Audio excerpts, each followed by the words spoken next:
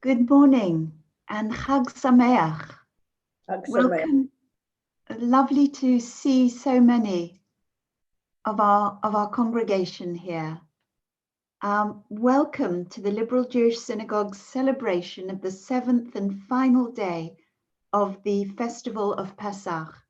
And I want to say a special welcome to student Rabbi Matt Turchin and his fiancée Avital Green, Avi Green, who joined us today for a study session following Rabbi Igor's chanting of the sea, of Song at the Sea. We're delighted you have joined us to listen to this very special chanting of the Song at the Sea, the song sung by Moses and the Israelites, celebrating their deliverance from Egypt. This song, as you'll hear and see on the screen, uses highly dramatic images of victory and defeat. Horse and driver hurled into the sea, God compared to a man of war, the Egyptian officers who went down into the depths like a stone, who are shattered by God's hand, who sink like lead into the majestic waters, the waters that pile up at the blast of God's nostrils. All of these are illustrations of the language and imagery that are used by the poet. I'm going to share my screen by way of introduction now, in order to give you a little bit of an overview.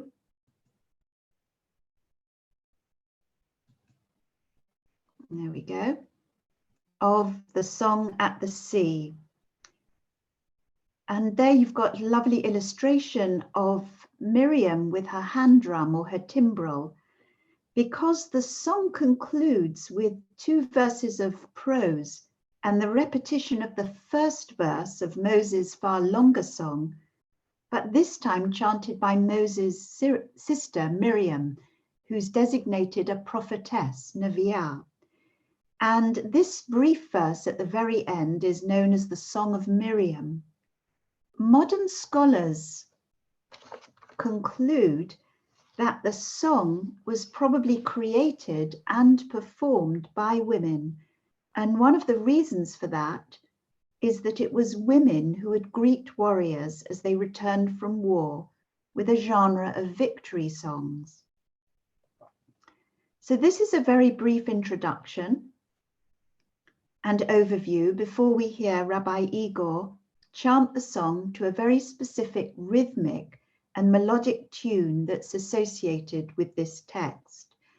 Incidentally, when the LJS celebrated its centenary in 2011, the composer Cecilia McDowell, a British composer, composed a setting for the verses from the song that form part of our daily prayers, Mi Chamocha Ba'alim Adonai, which we will hear as part of the song, and we'll hear also at the very end of this service, this presentation. Who is like you, Eternal One, among the gods people worship? This is my little overview of what I'm going to, how I'm going to introduce the song. What is it? The context, how old is it? Why do we read it today on the 7th day of Pesach? What is its content and its difficulties? So what is it? Well, following the narrative prose account of the crossing of the Sea of Reeds, after the exodus from Egypt, the song may be the oldest piece of sustained poetry in the Bible. And it is, as has been said, a song of triumph and deliverance, praising God who's delivered the Israelites from Egypt and parted the Sea of Reeds for them so that they cross over on dry ground.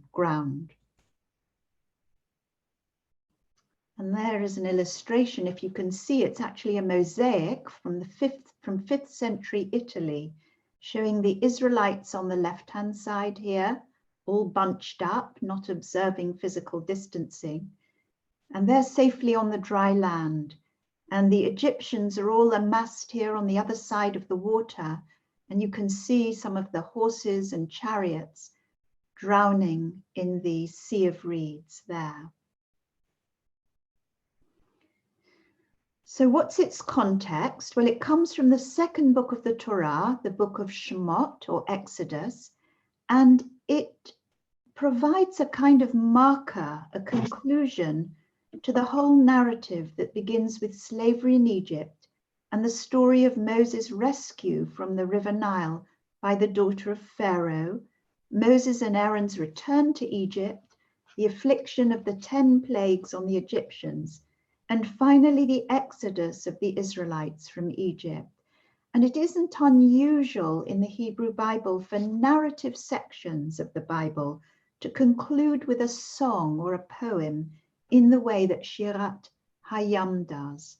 And as you'll see, what follows the song are 40 years of hardship in the wilderness. How old is it? It's very old. And we know that partly because some of the language is archaic. It draws on several features which are commonly found in Canaanite poetry. The sentences in poetic form, parallel form. And interestingly, something I learned that I never knew before, the definite article never once appears with a noun.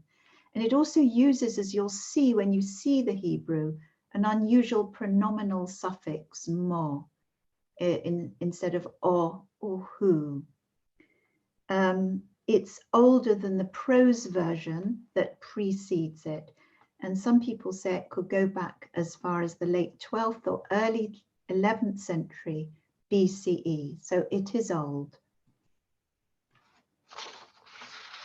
So why do we read it today on the 7th day of Pesach? Well, in some traditions, and you'll see in some traditional prayer books, the custom is to read the song every day as part of the morning blessings. And that apparently goes back to the days of the Second Temple. The Mishnah doesn't mention this reading for the 7th day of Pesach. Instead, the prescription to read this comes in a collection of laws that are extraneous to the Mishnah, known as the Tosefta. And it prescribes a much longer reading, which takes in the prose version just before it, from Exodus 13:17, and that includes Shirat Hayam. So the crossing of the sea was reckoned to occur a week after the Exodus from Egypt, hence on the 7th day of Pesach.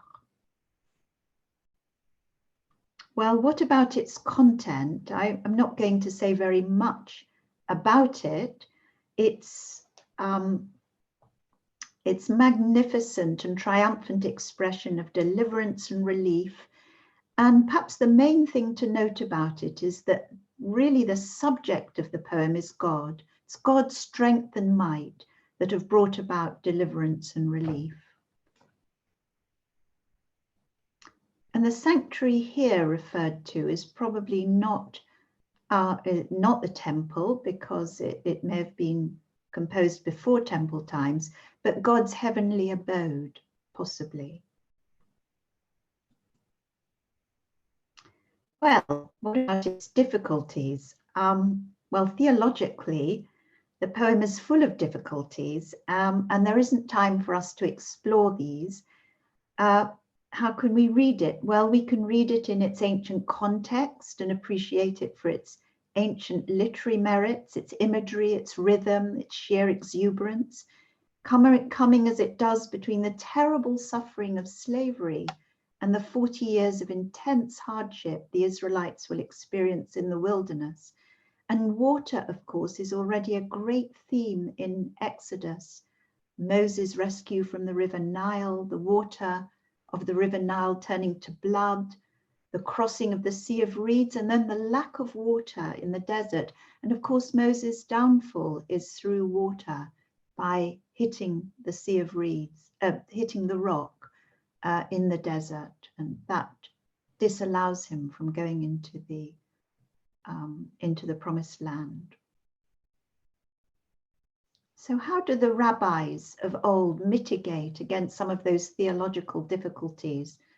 Well, one way is through this very, very well-known midrash from the Talmud, when the ministering angels wanted to sing a song of praise to the Holy One to celebrate the crossing of the Sea of Reeds, God restrained them, saying, "My creatures, the Egyptians, are drowning in the sea, and you would sing before me." So it's a wonderful midrash which has made it into our Passover Haggadah and expresses exactly, I think, the cost of Israelite freedom. This is how it's laid out in the scroll. So there's a scribal convention, which is described already in the Talmud. And the Talmud describes it like this. Ariach al gabe levana, a log, that is a long line, upon a brick. No, maybe that's the log, upon a brick, a short line. But of course, when you look at it, you see the Israelites crossing the sea in the middle with the waters either side standing up like a wall. So I'm going to hand over now to Rabbi Igor, who's going to chant the song at the sea to that very special rhythmic melody I mentioned earlier.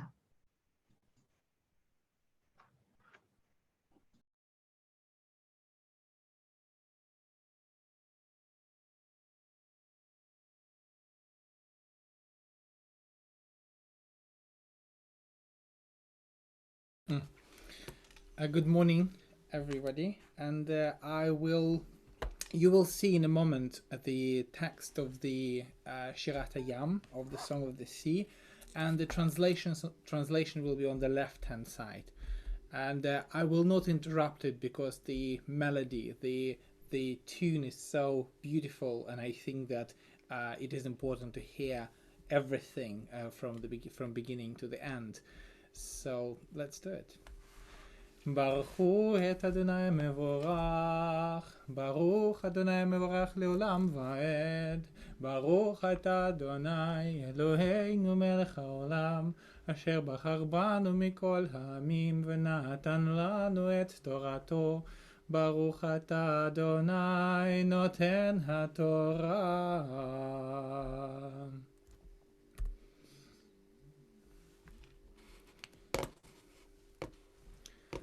אז ישיר משה ובני ישראל את השירה הזאת לאדוני ויאמרו לאמור השיר על אדוני כי גהוגה סוס ורוכבו רמה וים עוזי וזמרתיה ויהי לי לישועה זה אלי וענווהו אלוהי אבי וארוממנו אדוני איש מלחמה אדוני שמו מרכבות פרעה וחילו יהרה וים ומבחר שלישיו טובעו בים סוף תעמוד יחסיומו ירדו במצבלות כמו אבן ימינך אדוני נדרי בכוח ימינך אדוני תרעץ אויב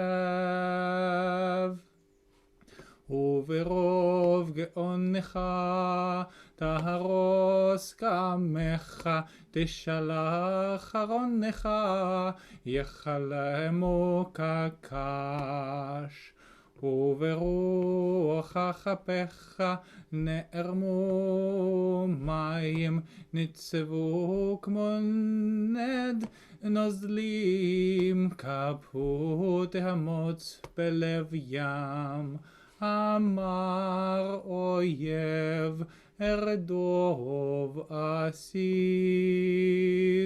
אחלק שלל תמלאמו נפשי אריק חורבי, דורשמו ידי. נשפת ברוחך, כמו ים, צללו כעופרת במים אדירים. מי כמוך בהלים אדוני, מי כמוך נהדר בקודש, נורא תהילות אוסף אלה. נטית ימינך תבלעמו ארץ, נחית בחסדך עם זו גאלת. נהלת בעוזך אל נווה קודשך. שימו עמים ירגזון, חי אחז ישבי פלשת. אז נבהלו אלופי אדום, אלי מואב יחזמו רעב. נגמו כל יושבי כנען, תיפול עליכם אימתה ופחד בגדול זרועך, ידמו כאבן אל יעבור עמך אדוני, עד יעבור עם זו כניתה.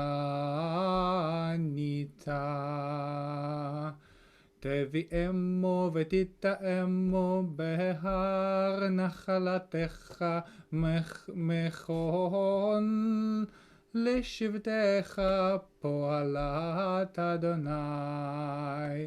מקדש אדוני כוננו ידיך, אדוני ימלוך לעולם ועד. ברוך אתה אדוני אלוהינו מלך העולם, אשר נתן לנו תורת אמת, וחיי עולם נטע בתוכנו. ברוך אתה אדוני נותן התורה.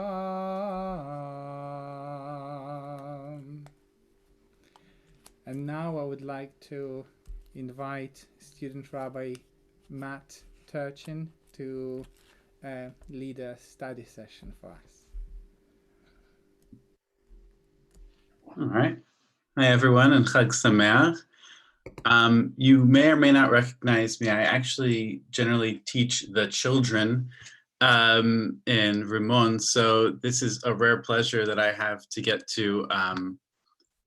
to sit with you and do a study session. And we just heard Rabbi Igor chant the Song of the Sea, which Moses and the Israelites sing after crossing the sea and fleeing certain death, or possibly a return to the enslavement at the hand of the Egyptians. And the song begins with praises for God, delivering the Israelites while mercilessly drowning their oppressors. It then asserts that the future enemies of the Israelites are already trembling in their boots with the knowledge that these former slaves are survived, foreshadowing their conquest of the land of Israel. And it mentions the Canaanites and the Moabites. So it's really framing this very central piece in the Jewish story, in the Israelite story. For those of you who are actually paying extra attention, you'll see one of our prayers that we sing, Micha Mocha, is embedded into the Song of the Sea, a song of praise to God, whose lauded is glorious and holy and a doer of wonders. But for those who love the animated classics or who managed to see the show on the West End before the theaters got shuttered, they might recognize the children's chorus in Hebrew from the song There Can Be Miracles, straight out of Prince of Egypt. This sends a powerful message of the potency of God as both the Redeemer and the one who smites. So this song comes in the biblical narrative just after the Israelites have been led to safety through previously unimaginable miracles. I have here Avi Green, who is a student at the Royal Academy of Music, and she actually advised the West End cast for their production of The Prince of Egypt and helped them with their Hebrew pronunciation. She was present in the sound booth for the recording with the West End soundtrack with composer Stephen Schwartz. And so that song, that the Hebrew for that song is actually taken directly from the Song of the Sea. And I'm inviting Avi to sing that for us. Ashir al Adonai ki gaga, Ashir al Adonai ki gaga, Mi kamocha ba'elim Adonai, Mi kamocha nehedar b'kodesh, Nachita b'chasdecha, Amzu ga'alta, Nachita b'chasdecha, Amzu ga'alta, Ashira, Ashira, Ashira. That's it. So that beautiful song and that bit of Hebrew that comes in this movie, and you're watching this movie by DreamWorks, and all of a sudden this powerful message comes through, and it doesn't talk about any of the smiting. It doesn't talk about any of the trembling enemies. It just talks about God and God being great and God being this gloried being that helped us get out of Egypt, not just helped us, but created the miracles that allowed it. So for any Jewish person to experience that in Western culture is just an amazing experience, to be given your culture thrown back at you in such a beautiful way. Thank you very much. Coming to this point in the narrative, you can imagine this people, they've just left Egypt. Everything they have is on their backs. The only home they've ever known is behind them, and they've just walked 7 days, no rest, and they finally reached this stretch of water, and it's intraversable. Their freedom is ahead of them, but entirely out of reach across the sea. And behind them, they hear the distant hoofbeats of the horses carrying riders and chariots, armed and in armor, racing to reclaim their slaves. Or actually, according to the song, it says to leave them dead on the shores. Moses sings in verse 9 of Shirat Hayam, the enemy said, I will pursue, I will overtake, I will divide the spoil. My lust shall be satisfied upon them. I will draw my sword, my hand shall destroy them. So there's no going back at this point. There's just death. Death in front of them and death behind them. And this is their terror at that moment when they reach the sea. It's not even about re-enslavement, right? This is utter destruction. The vice is closing and their choices do not exist anymore. This is when the Israelites are stuck between a rock and a hard place. The Red Sea is this metaphorical hard place. It does not give. In the biblical story of entrapment, they are stuck between this and the hardness of Pharaoh's heart. If we remember from the Seder and from the story, God keeps hardening Pharaoh's heart. So this is the literal or the metaphorical rock and hard place where we're stuck. We see the paradigm of suffering of enslaved peoples in these terms, and it fits a malleable mold. There's a wide array of situations within and without our culture that we should be able to recognize. It's a paradigm that continues.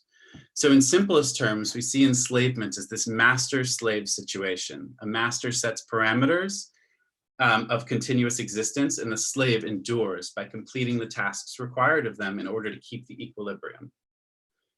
Function appropriately, and the requirements of the equilibrium endure. Function inappropriately, and the equilibrium is disturbed. And in this situation, miracles upset the equilibrium. So this is actually spoken of it's the essence of George Hegel's master-slave dialectic, which is required reading if you're a philosophy student, as I was. It describes the change in consciousness which occurs when a master-slave relationship takes place. First, the master asserts dominance over the slave. Then the slave accepts their role as a slave. And then it's actually out of fear of death because they need that sustenance and they need to work to get the sustenance. And finally, when there's a labor being performed, it's being performed entirely by the slave, but the master gets the credit for this and the master receives the rewards. The continuation of this labor is what keeps the equilibrium going. So the master is this rock, and the rock has the power to block your path or to give you something to perch on. The rock gives the opportunity to, provides a smashing force, or can give way, right? The rock has all the power. And what's the hard place? So that's sort of the beginning of this question I have for you. What is the Yam Suf, this sea of reeds, this hard place that's blocking the path, right? We've established what the rock is. And I would like to invite some responses. The best way to do that, I guess, would be there's a raise hand feature in here somewhere, or there's physically raising your hand if you have something you want to add to it. An idea of what might that be. So I don't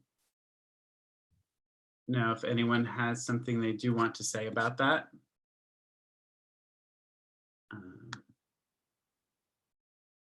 Didn't see physical hands going up. Oh, here we go. Is that Elena? You can unmute yourself. Go ahead. Oh, hello, everyone. I don't know, just as a quick introduction, I'm from St. James's, Piccadilly, so a liberal Anglo-Catholic church, so I'm a bit of a random person.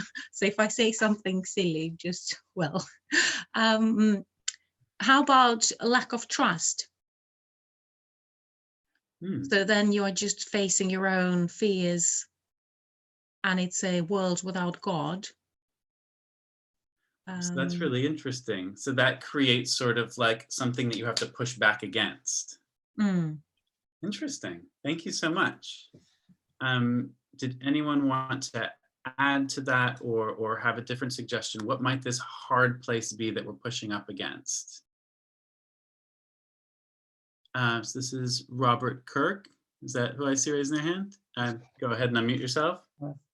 It's a Bob Kirk. It's the fear of the unknown. Any step outside the confines of what is known is a terrible step to take if you can't imagine what the future holds. Beautifully put.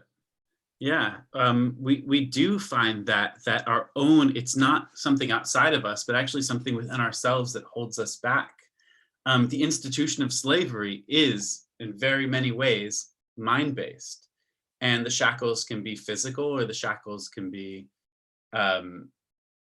internally imposed. And that mindset is really hard to break. Freedom can become almost an intangible concept for the slave, but there are those who strive to break the chains. So many people have this concept at their Seder where they try to recall moments of being in an Egypt and trying to get out of an Egypt, and what was their rock, what was their Egypt, and what was their hard place that they had to push through. So the Seder asks us to imagine ourselves as slaves leaving hundreds of years of slavery, generations where there's no one alive that does not know the experience of slavery. And we're supposed to imagine coming out of that and going to redemption. And I don't think most of us have that in us, have that ability to sort of relate directly to it. But that doesn't mean that we can't relate to a story.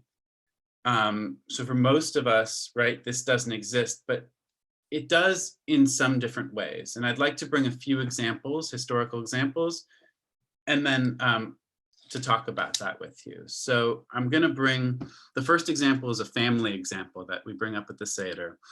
And this is, my grandmother used to tell this story, and then my mom used to tell this story, and now I tell this story. So my mother's grandmother was named Rosie, and her Egypt was her shtetl, her small town in Lvov in Poland, which is now Ukraine. She was born in 1897, and raised in a Hasidic community. She knew who she was going to marry from a young age. She had very little choice to how her life was going to go. And her father made the rules of the house. And when he wasn't sure what to do, he called the rabbi. Well, he didn't call the rabbi, but he would ask the rabbi, and the rabbi would make a decision. So Rose didn't want to be limited to this community. She imagined a bigger world. She saw state-sponsored pogroms and the fear expressed by her fellow Jews in the face of oppression, and that was a wake-up call. I need to get out of here. It wasn't an invitation from the world, but there was a message. There's more outside of the shtetl walls for those who push through. By the age of 13, she had worn her father down and got him to finally turn to the rabbi for advice. She wanted to go live with her uncle in Antwerp and learn his trade, which was the textile trade.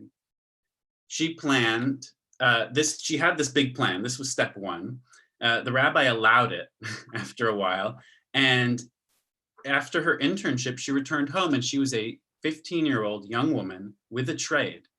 And she did not belong in that community anymore because she was the only 15-year-old woman with a trade, the only woman at all who had a trade.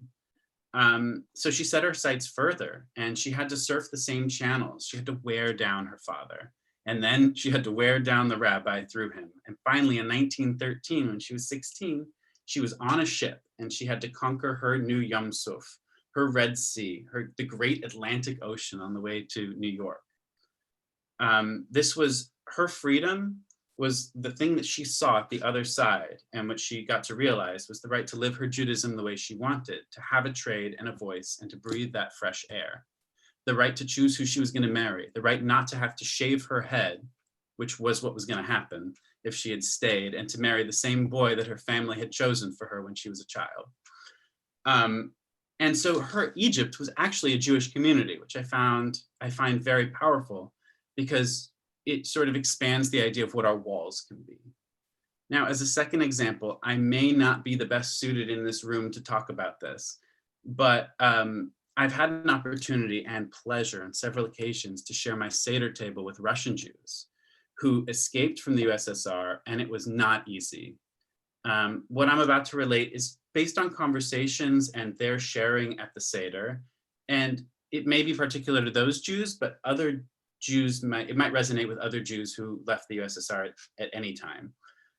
Their rock was the Soviet government. It was what was crushing them, and the people around them kept them in and it despised them at the same time. Their plight was to be hated by their comrades, restricted in their forms and avenues of education and work, and denied the right to live anywhere else. But many fought, even while their own family members and friends distanced themselves or reported on them. In 1979, many of these Jews earned the right to leave, but it was not easy. This is their Yam Suf. They come up against a place where if they said, yes, I want to leave, and I'll go to Israel, even if that wasn't their ultimate destination, they immediately put themselves in a terrible situation. Other family members cut them out of photos. This person doesn't exist anymore, right? They were erased. And not just that, they were branded as a sort of traitor. They immediately lost their jobs, many of them, their income, and they were blacklisted from returning to work. So they had to wait for a visa, right? Not knowing what was going to happen, and hoping against hope that they would survive to make it to whatever was on the other side, and to hope that whatever filtered through the propaganda was real and there was a better world on the outside. I can't think of a better allegory for the Red Sea than that. One family in particular spent weeks, actually months in transit, living in Rome, but not being able to afford to see it, finally making it to New York City with $300 in their pocket. And within 5 years, yes, they did have a house and a family, and they were able to have another kid, but they came with rudimentary language skills, no family to turn to, and barely any money. And these Jews, speaking of their own exodus, taught me the immediacy of our slavery, the proximity of this rock, which pins us down, and the hard place which will not yield. It's barely before my own lifetime, but at the same time, it endures in the living memory of those not much older than I. And yet so many more examples of this exist, this dynamic of entrapment, which bind us between a master and a fear of the unknown, this churning sea, which might deliver us or drown us, And in each situation, I ask us to think, what's our rock? What's our hard place? But also, what's our hope? And I would bring in here a midrash of so a rabbinic story that sort of helps us understand the Torah, which teaches us that actually there's a little bit more to the story. When the Jews made it to the Red Sea, and they were immediately stopped by the waters, and they hear the troops behind them, and God tells them to go forward, and the leaders of the tribes don't do anything, and Moses doesn't do anything, and Aaron doesn't do anything, and they're petrified before the sea. And it's actually Aaron's brother-in-law, whose name is Nachshon ben Aminadav, who hears the command of God, looks around and sees no one acting, and jumps into the water. And in the story, it begins to say, Michamocha. That's how I remember it. I don't remember if that occurs in the Talmud, but because this occurs both in Midrash and in the Talmud. And he's in the water, he's drowning, the water's up above his nose, and God says to Moses, what are you going to just let him drown? And Moses is like, what am I supposed to do? And God said, something, just raise your staff, make a move. And this is when Moses raises his staff and the seas part. And that's the hope. What is this man doing jumping into the water when no one else will, right? There's a moment where you break into the wall, the hard place, and see if it will move. Because you can't know unless you push against it. And so that's sort of what this story teaches us. Now, if we look at our world today, Jews are actually in the most unique position we've ever been in, because we can see this dynamic from the outside. An example I can bring from America is the civil rights movement. African Americans were fighting for the rights to have basic civil liberties and rights.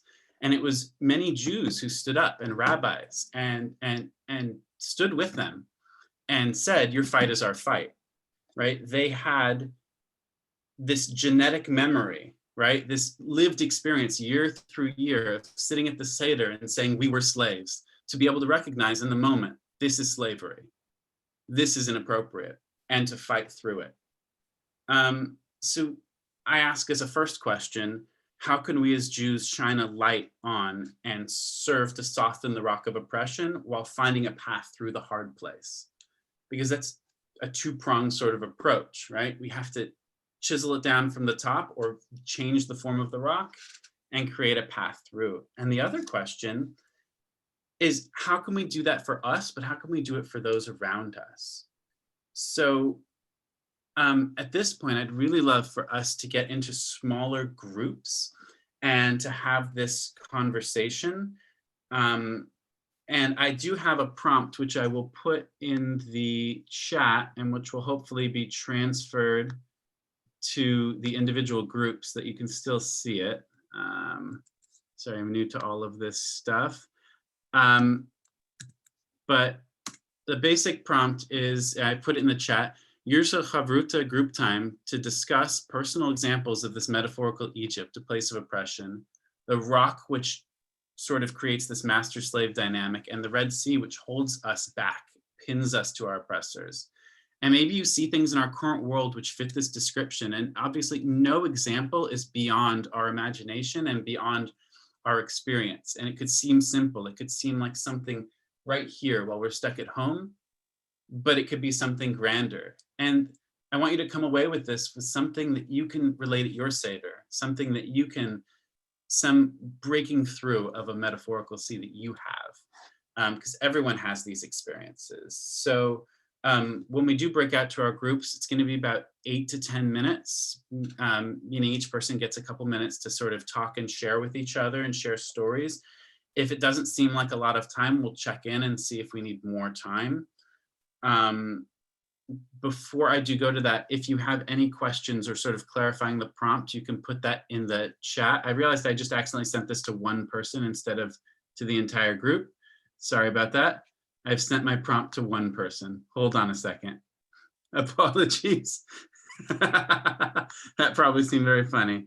There, the prompt is now in the main chat. I apologize for that. If you take a minute to read it, if you have any questions about it, you can type them into the chat. so that I can clarify, and I'm going to try and hop between the groups once they've been established, so that we can sort of ask any questions or clarifications. I would love for the opportunity to hear what was going on in other rooms. I just had such an amazing conversation, and I hope you all really enjoyed this experience. I was with Annabelle and it was Bob and Anne. And just had such a wonderful conversation. We brought up the idea of the one I didn't bring up, which because I felt like this was something other people could shed light on, but the Kindertransport, escaping Nazi Germany, real examples that we do talk about and that do come up at the Seder, and sort of emotional fears, physical fears, things that hold us back, and sometimes our hard place that we're up against is really an emotional or psychological issue. I wanted to leave you with one idea, and it's I kept referring to Pharaoh and slavery in Egypt as this rock, but there's another reference used for rock, and it happens in the song Maoz Tzur. It happens in Psalm 19. We refer to God as the rock, this immovable or just sort of unimaginable strength. And I just find it very interesting that our hardened heart Pharaoh was our master, and we left that for another master. And I wonder if the dynamic changes. So they were not giving up their idea of the master. There's no longer Pharaoh, but there's God. And the Israelites may find many hard places to be held against, the undrinkable water that they come to, the hunger, fear, jealousy. They become so institutionalized into the idea of slavery that they maybe can't exist without a master anymore, over them, demanding things from them, presiding over them, but also giving them the freedom to live. So I wonder if this dynamic changes when it's God rather than a man or a government or another type of master. And that's something I want to leave you with, to think about. What is our place in all of this? And also a question that was brought up in my chat room, and I hope other chats, is how can we as the outsiders now help recognize other people's situations and come in with that fresh mindset, but also with the story told every year, that we were avadim hayinu, like we were slaves. Anyway, thank you so much for joining me for this study session. I really, really had a great time. Matt, thank you very much indeed for making the song relevant to our own time and for sharing your own family experiences. It's been really such a fascinating session, and hearing about your great-grandmother, Rose, who made the journey at such a young and tender age to the United States. And please thank Avi for her rendition of part of the Song of the Sea, and thank you to Rabbi Igor as well for your rendition of that song with its awkward Hebrew. On the last day of festivals, and this is the concluding part of today's service and study session, it's customary to recite the memorial prayers. Yes. For the dead. My dad. I don't know if we could just mute everybody. That's lovely. And today seems particularly appropriate, not only because we're calling to mind members of our own community who've lost their lives in the last few weeks because of the coronavirus, as well as many in the wider community, and I'm thinking especially of doctors and nurses and other frontline workers, members of families who have lost their lives. But it's also particularly appropriate because today, April the 15th, marks 75 years since British troops in the 11th Armoured Division entered Bergen-Belsen concentration camp, encountering unimaginable horror as they did so. Many had died there through malnutrition and disease. A number of survivors made this country their home, and we pay tribute to them and to their memories. And we pause for a few moments to remember the tens of thousands who died in Bergen-Belsen before we turn to our prayers, which you'll see shortly on the screen.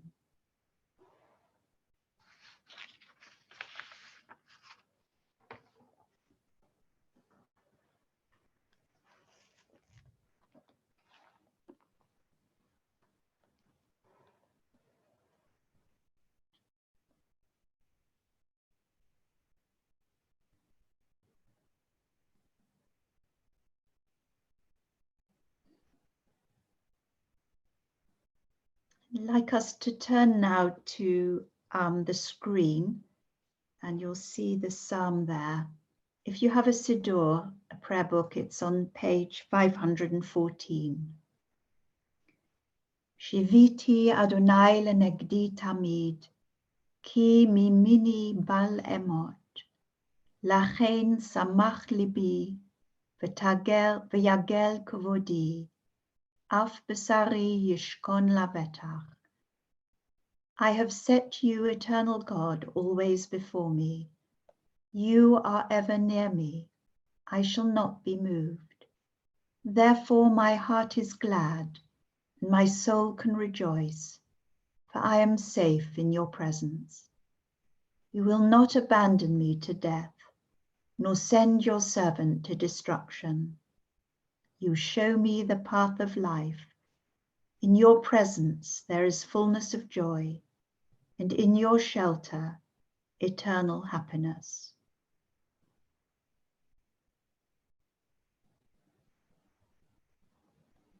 We take a few moments now in silence to remember members of our families or our close friends who have died in recent days or weeks or in years gone past.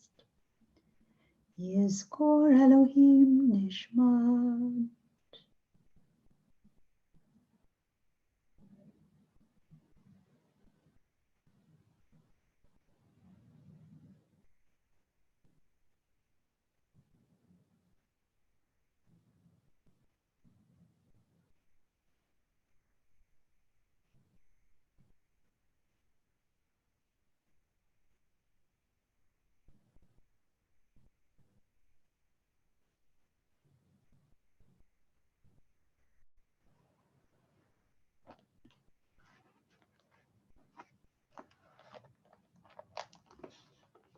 Tehei nafsham tzorot b'tzor hachayim.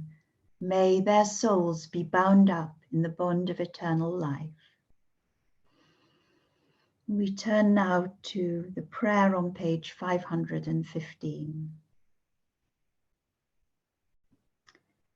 Merciful Father and Mother of all life, never fade of the faithful and upright of our people who have given their lives for the sanctification of your name.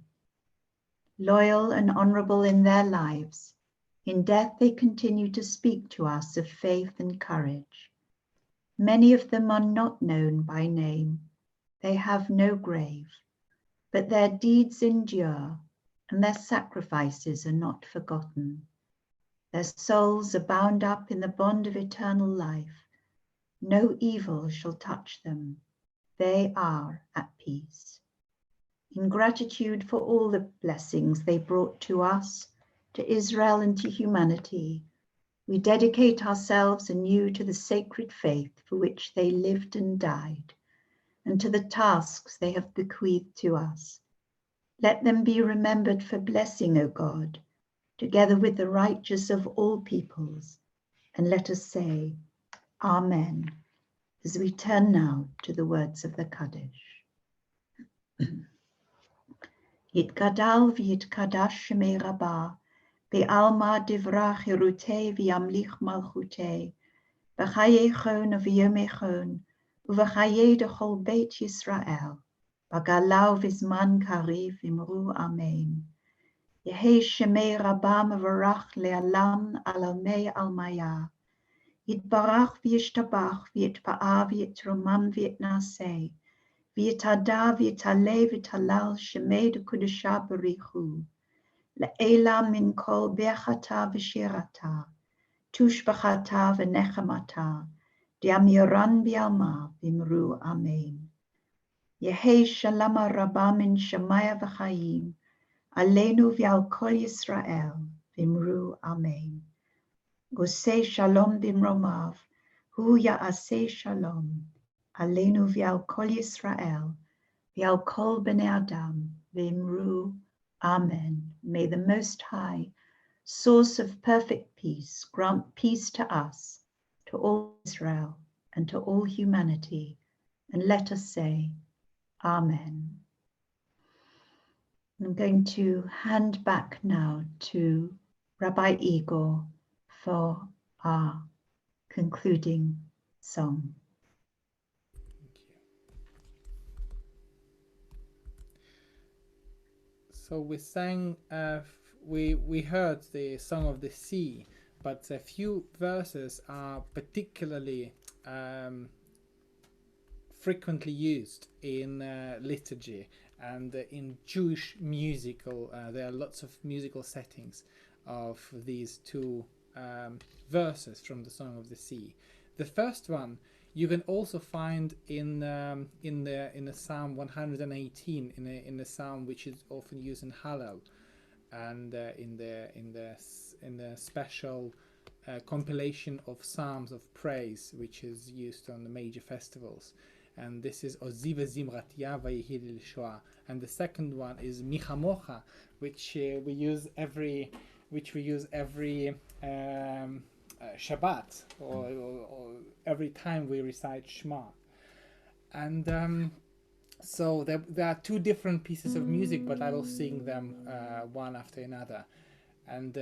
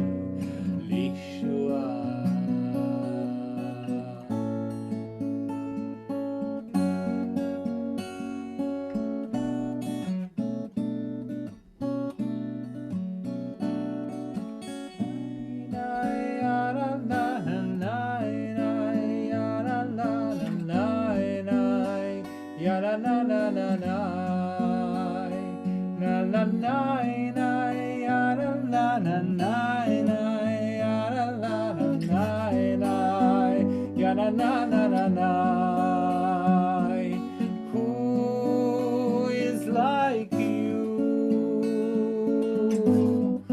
Adonai? Who is like you,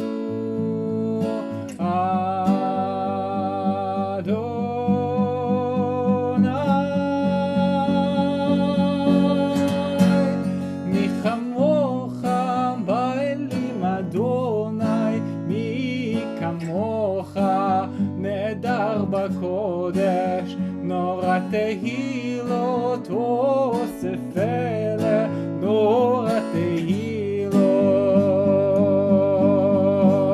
אוסף אלה,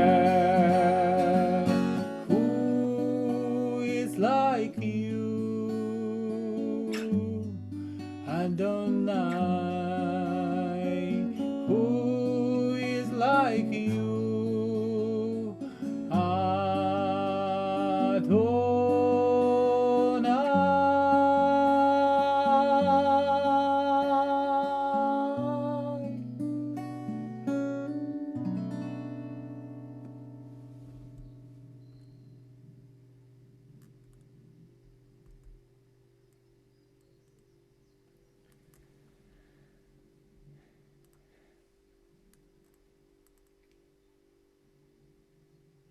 I think that it is quite important for us to be together, even though our community building can be closed, but it doesn't mean that our community as people are closed and not available.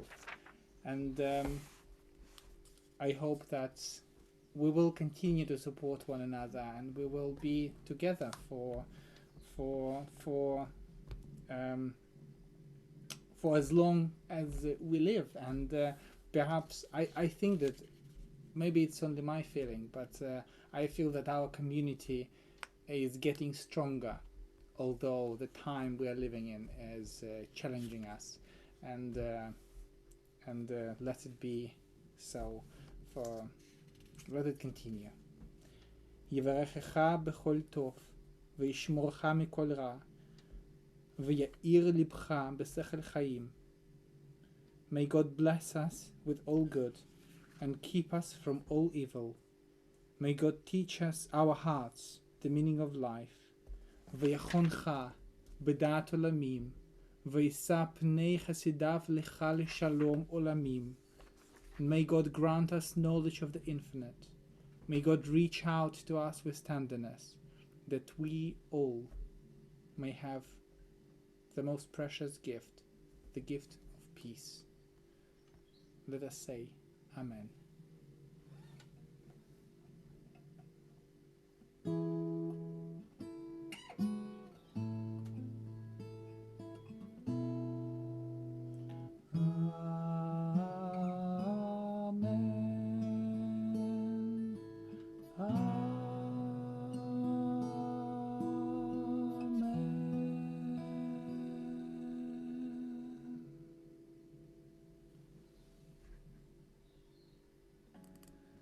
And I know that there are people who are watching this service on the YouTube now. There are more than 10, so we can have easily several services now. And if those people would like to join us for Kiddush and a little chat, so please follow the instructions on your screen now, and go to zoom.us, click join a meeting, and enter the ID 9545 2026 and 966. And you can pause the video now, and that will, so that the number will be on your screen so that you can remember it. And I'm going to stop the live stream now, and we will make a kiddush together, and we are going to recite blessings for special festival blessings for the 7th day Pesach.